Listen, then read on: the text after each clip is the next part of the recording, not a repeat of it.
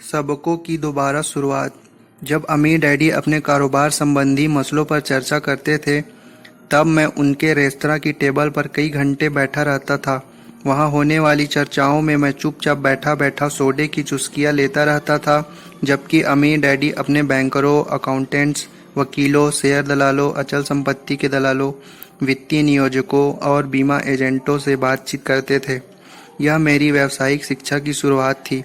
9 से 18 साल की उम्र के बीच मैंने घंटों तक इन लोगों को जटिल कारोबारी समस्याएं सुलझाते सुना था, लेकिन टेबल पर मिलने वाले वे सबक तब खत्म हो गए जब मैं न्यूयॉर्क में कॉलेज की पढ़ाई करने 4 साल के लिए चला गया, जिसके बाद मरीन कॉर्प में 5 साल की सेवा आ गई।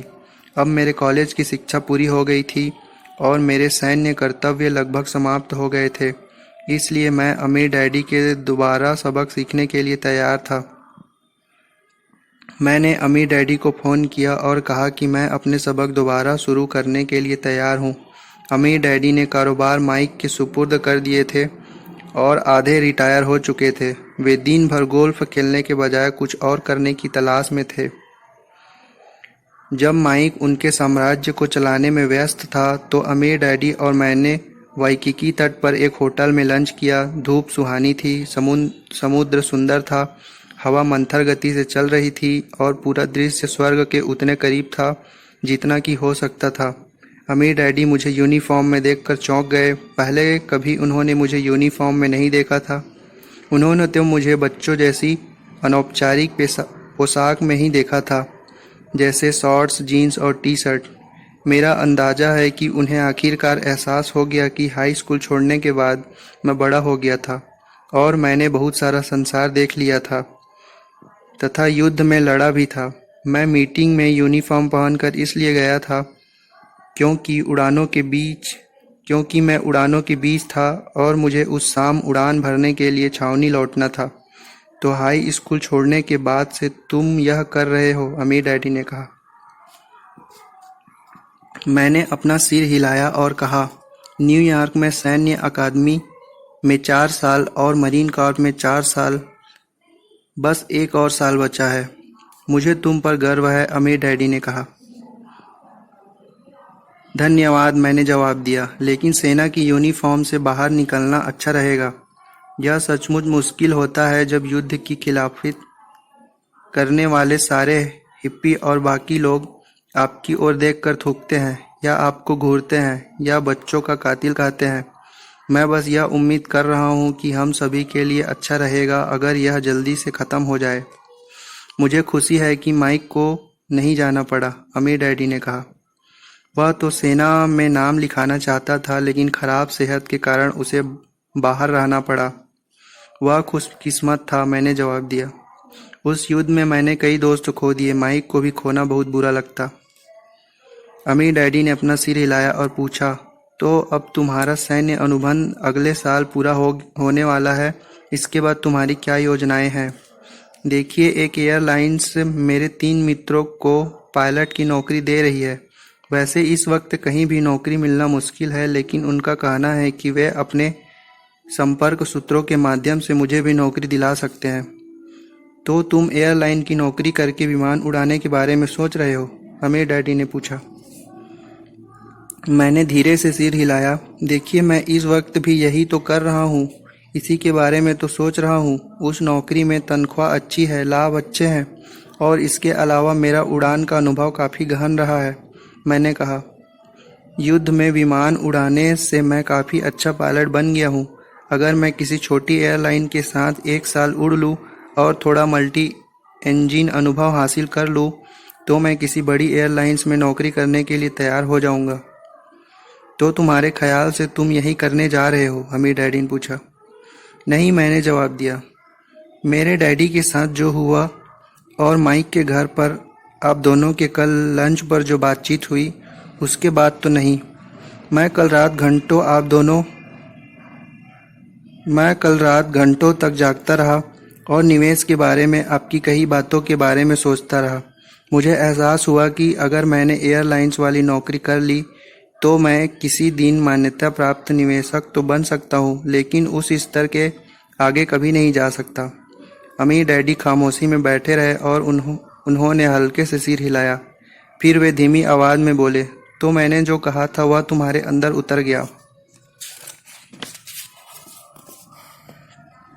बहुत ज़्यादा, मैंने जवाब दिया।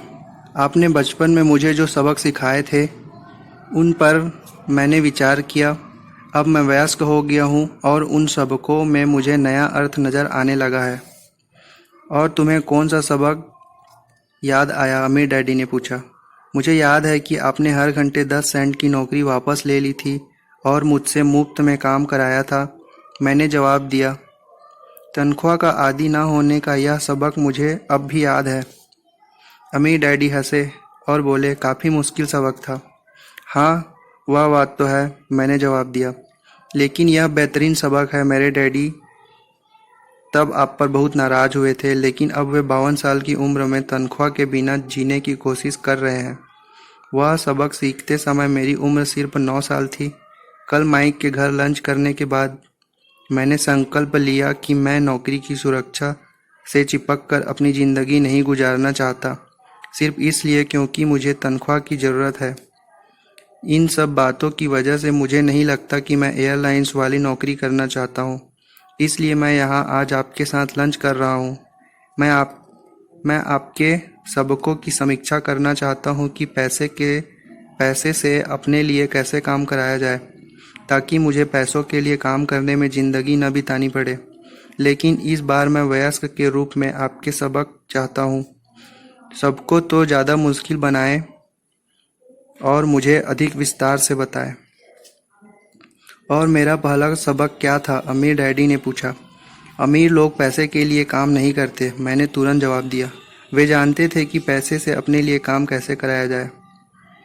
अमीर डैडी के चेहरे पर एक मुस्कान खिल गई। वे जानते थे कि मैंने बचपन के वर्षों में उनकी बात गौर से सुनी थी। बहुत बढ़िया, उन्होंने कहा। और यही निवेशक बनने का आधार है। सारे निवेश सीखते हैं कि पैसे से अपने लिए कड़ी मेहनत कैसे कराई जाए। और यही मैं सीखना चाहता हूँ, मैंने धीरे से कहा। मैं सीखना चाहता हूँ और आपका दिया ज्ञान अपने डैडी को भी सिखाना चाहता हूँ। वे इस वक्त बहुत बुरे हाल में हैं और 52 साल की उम्र में दोबारा शुरू करने की कोशिश कर रहे हैं। मैं जानता हूँ, अमीर डैडी ने कहा, मैं जानता हूँ। इस तरह एक धूप भरे दिन, जब सर्फिंग करने वाले गहरे नीले समुद्र की सुंदर लहरों पर सवारी कर रहे थे, निवेश पर मेरे सबक शुरू हो गए। सबक 5 चरणों में थे। हर चरण मुझे अमीर डैडी की विचार प्रक्रिया और उनकी निवेश योजना की समझ के अधिक ऊंचे स्तर पर ले गया। सबक मानसिक तैयारी और अपना नियंत्रण संभालने से शुरू हुई, क्योंकि यही वह एकमात्र जगह है जहां निवेश सचमुच शुरू होता है। अंतिम निष्कर्ष में यह अपना नियंत्रण खुद लेने से शुरू और ख़त्म होता है।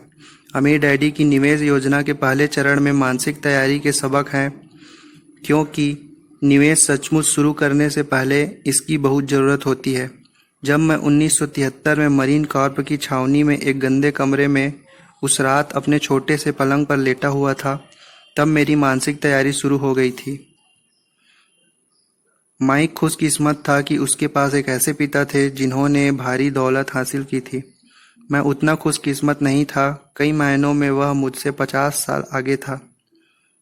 मैंने तो अब तक शुरुआत भी नहीं की थी। उस रात मेरे पास 2 विकल्प थे। नौकरी की सुरक्षा खोजूं, जिस मार्ग को मेरे गरीब डैडी ने चुना था, या फिर असल दौलत की नींव डालूं, जिस मार्ग को मेरे अमीर डैडी ने चुना था। उस रात मैंने इन दोनों विकल्पों के बीच चुनाव करने की मानसिक तैयारी शुरू की। निवेश की प्रक्रिया दरअसल यहीं से शुरू होती है और यहीं पर निवेश पर अमीर डैडी के सबक भी शुरू होते हैं। यह एक बहुत व्यक्तिगत निर्णय से शुरू होती है। अमीर, गरीब या मध्यवर्गीय बनने की मानसिक चुनौती। यह एक महत्वपूर्ण निर्णय है, क्योंकि जीवन में आप जो भी आर्थिक स्थिति, चाहे यह अमीर हो या गरीब या मध्यवर्गीय, चुनते हैं, उसके बाद आपके जीवन में हर चीज़ बदल जाती है। निवेश के सबक 3। चयन।